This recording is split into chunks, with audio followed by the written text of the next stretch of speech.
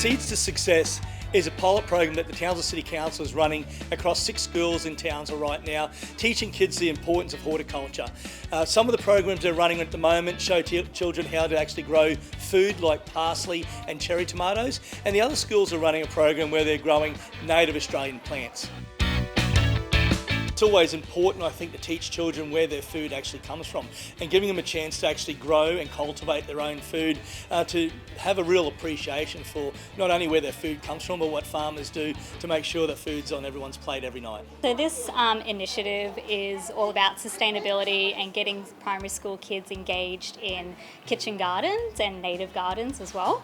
So it helps to build really important skills like teamwork and problem solving. I think we're very, very lucky out of these 6 schools to be very lucky to get the opportunity to do this. They've been awarded the Kitchen Garden program and a Stephanie Alexander membership for 2 years, and they get a whole range of different resources linked to the Australian curriculum.